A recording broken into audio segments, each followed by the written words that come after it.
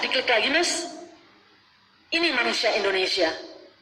Diklik lagi, setiap stasiun diklik ya. Jadi saya nggak usah bilang.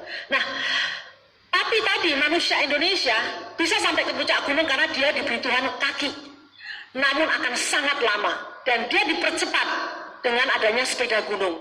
Tetapi sepeda gunung sendiri tidak akan mampu ke puncak gunung karena dia hanya enabler. Bagaimana sekarang driver dengan enabler ini jadikan satu? Oke, yang kita perlukan itu, kalau enabler itu seperti logika. Pendidikan formal hanya mengisi logika manusia, tetapi justru harus membangun manusianya, yaitu membangun hatinya. Klik lagi. Nah, yang kita perlukan adalah manusia Indonesia yang mengisi Brida nanti adalah orang yang secara logik jalan dengan baik, tapi dia juga punya empati atau hati atau kolbu ya. Bagaimana caranya? Justru itu harus ada 5 empati yang dimiliki oleh bangsa Indonesia. Empati yang pertama adalah, langsung diklik saja. Saya katakan kepada generasi muda, ini karena saya berharap kalau yang tua-tua seperti kita mudah-mudahan masih mau berubah ya, tapi anak muda. Empati yang pertama itu hanya berbentuk simpati and consolation, artinya simpati dan rasa ini ya, welas asih, atau kemudian kalau ada yang meninggal kita akan bilang ikut berduka cita, ikut sedih, yang sakit kita tengok di rumah sakit. Empati yang kedua adalah prososial, jadi kita sedih kalau melihat sudah tua harusnya istirahat di rumah, tapi kemudian masih berjualan atau masih kerja keras. Sering kita membeli barang-barang yang karena rasa empati kita. Jadi 1, 2 ini belum cukup. Kalau Indonesia mau hebat, empati yang ketiga, yaitu kesetaraan dan timbal balik, resiprokal. Saya bisa membayangkan kita hidup di Indonesia kalau semua pejabatnya, semua rakyatnya mempunyai level empati yang ketiga, sudahlah kita bisa mengalahkan Swiss. Kenapa saya katakan begitu? Karena kalau orang memiliki kesetaraan dan timbal balik, kita tidak akan merusak alam. Karena alam yang rusak akan merusak kehidupan manusia. Kita kalau tidak mau ya dikorup, apapun yang kita punya, entah uang atau apapun yang kita korup, kita tidak akan korup. Kalau kita tidak mau orang memanipulat kita, kita tidak akan memanipulasi apapun. Bayangkan kalau Indonesia semua rakyatnya berpikir seperti ini, baik di grassroots maupun pejabatnya. Lebih hebat lagi, bisa naik ke 4 level. Empati yang keempat, yaitu empowering the less privileges. Bisa diklik Mas, yang keempat adalah pemberdayaan yang lemah. 1 dan 2 itu belum cukup, 3 sudah oke. Yang 4 itu yang hebat. Ini saya temukan ya Pak Damai, alhamdulillah sudah melakukan yang keempat, mudah-mudahan diikuti yang lain. Artinya apa? Kalau kita datang ke desa, banyak anak-anak yang tidak sekolah, banyak jalan yang rusak, tidak berlistrik, tidak berair. Yang kita lakukan adalah by all means, kita akan tiba-tiba berpikir, saya harus membuat proposal, saya harus mengumpulkan semua resources. Kalau saya karena orang merdeka waktu itu belum di pemerintahan, saya katakan kita bisa kontak siapapun untuk menolong kita, bagaimana desa itu bisa terang, punya air bersih, anak-anaknya sekolah. Harapan saya ke depan kita mampu meraih nomor 4, nomor yang terakhir, nomor 5, ini strategi yang terakhir, nomor 5, democratization and all living aspect. Demokratisasi dari seluruh aspek kehidupan, itu yang harusnya negara ini perjuangkan. Saya yakin semua gubernur di sini insya Allah bisa memacu daerahnya untuk memiliki 5 empati ini. Yang kelima adalah membuka ruang akses kepada siapapun tanpa terkecuali terhadap resources, informasi, pembiayaan, dan apapun. Dengan cara 5 ini saya berharap insya Allah bisa diklik lagi, Indonesia bisa seperti yang kita harapkan, seperti yang Undang-Undang Dasar kita declare itu bisa tercapai. Dan yang penting harapan saya ini Brida akan bisa seperti itu. Terima kasih. Assalamualaikum warahmatullahi wabarakatuh. Baik, terima kasih Bu Uni. Saya garis bawahi adalah bagaimana peningkatan empati generasi muda.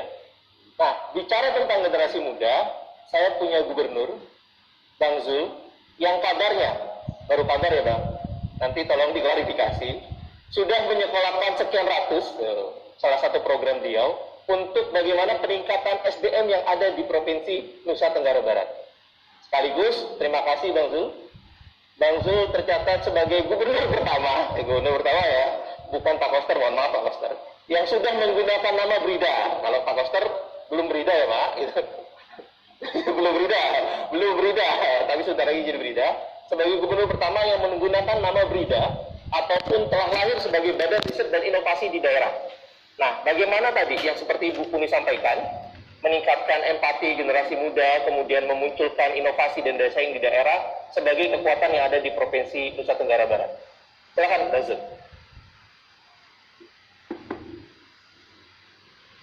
Assalamualaikum warahmatullahi wabarakatuh. Izin Pak Ganjar calon presiden ini, jadi ya.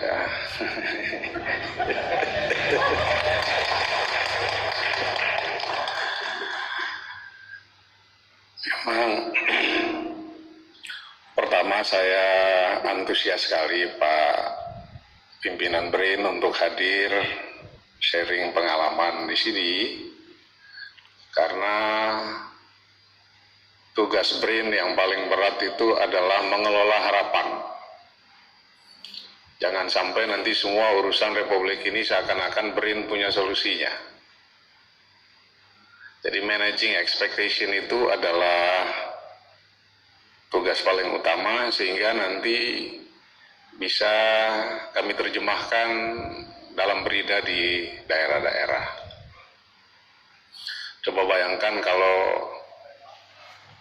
hal-hal harus diriset, memang orang BRIN bisa apa? Itu pertanyaannya. Nah, karena itu paling penting sebelum kami bicara tentang berita di NTB, mungkin kalau sempat ada yang menampilkan, tadinya saya akan memaparkan tentang technological learning dan innovation di Indonesia and the experience of berita di Nusa Tenggara Barat.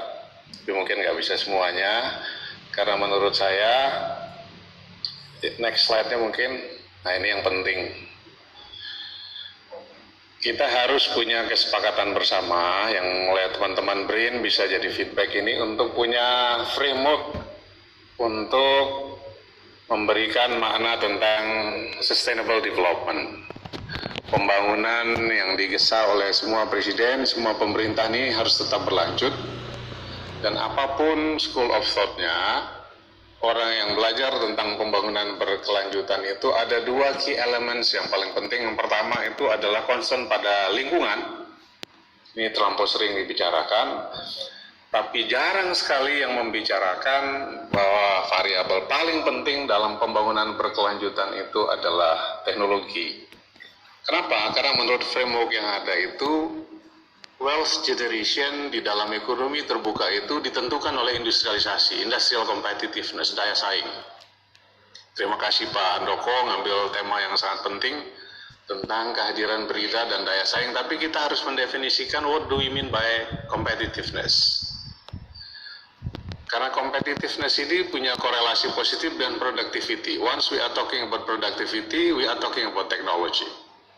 Jadi technological capability atau kemampuan berteknologi adalah yang selama ini absen dari diskusi kita, sehingga orang terlanjur mereduksi pengertian BRIN itu seakan-akan BRIN concern dengan teknologi tepat guna. BRIN harus berkonsentrasi pada accumulation of technological capability, atau dalam terminologi singkat disebut dengan technological learning. Technological capability ini, nah langsung ke slide berikutnya. Next, ada model of innovation yang sering salah ini. Nah, bapak-bapak BRIN dan para pimpinan daerah ini penting.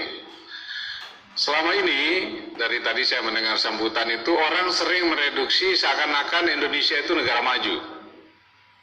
Jadi di negara maju itu ada yang disebut dengan the typical model of innovation. Seakan-akan inovasi itu harus dimulai dengan invention. Harus ada penelitian dulu di lab, sehingga riset itu harus identik dengan profesor, botak kepalanya, kacamatanya tebal, sederet, gelar akademik yang menakutkan. Kemudian setelah ada invention, itu akan menghasilkan prototype of design. Nah, kalau kita lihat di Serpong banyak balai-balai kita yang menghasilkan prototype, kemudian kalau dia dites oleh pasar, maka fase berikutnya adalah mass production atau komersialisasi. This is the wrong model of innovation kalau diterapkan di negara berkembang. Jadi setiap elit politik kita kalau bicara tentang pembangunan teknologi selalu ambil kontribusi keuangan negara kita atau proporsinya pada R&D. Ternyata menurut teorinya technological learning atau the accumulation of technological capability itu not only research and development. Ini typical developed country. Nah, kalau di negara berkembang ada yang disebut dengan learning by doing, ada yang disebut dengan learning by operating, dengan mengoperasikan mesin, dengan melakukan pekerjaan secara langsung. Ada tacit knowledge yang terakumulasi, ada learning from changing, ada learning by searching, ada learning by hiring, meng-hire staff yang ekspertisnya di atas rata-rata, kita juga akan belajar. Learning by training, learning by system performance feedback, learning by sharing, learning by field experimentation, kemudian learning by large scale project management. Jadi learning itu banyak sekali. Jadi ketika BRIN mengatakan riset yang mana? Apakah NTB itu harus R&D di bidang pertanian kah? Ekstraktif industri kah? Atau apa? Nah, jadi ini yang paling mendasar, saya kira yang harus disepakati dulu, bahwa once we are talking about research, it is not only talking about research and development, tapi learning itu banyak sekali bentuknya. Nah, sayang sekali banyak PhD kita yang dikirim ke luar negeri itu pulang dari barat dengan gelar akademik yang baru, seakan-akan negara di mana kita melakukan aktivitas sekarang itu seperti logika negara maju. Nah, next slide-nya. Nah, technological trajectory itu, sebelum saya ngomong pindah ke poster, di negara maju itu seperti yang di atas. Jadi ada riset, prototype, kemudian komersialisasi, dari yang sifatnya fluid transition to specific technology. Tapi kalau di negara berkembang seperti kita, itu dari samping kanan ke kiri. Jadi orang duplicate innovation dulu, kemudian creative innovation, baru dia melakukan pada inovasi. Dari kalau istilahnya Pak Habibie dulu, sebenarnya gedung ini mestinya jadi sejarah yang mengingatkan kita bahwa kita pernah benar dalam mensikapi teknologi ini, walaupun pilihan industrinya kurang tepat atau bisa kita perdebatkan. Apa kata yang kita diucapkan oleh orang di PBB dulu, zaman teknik itu adalah memulai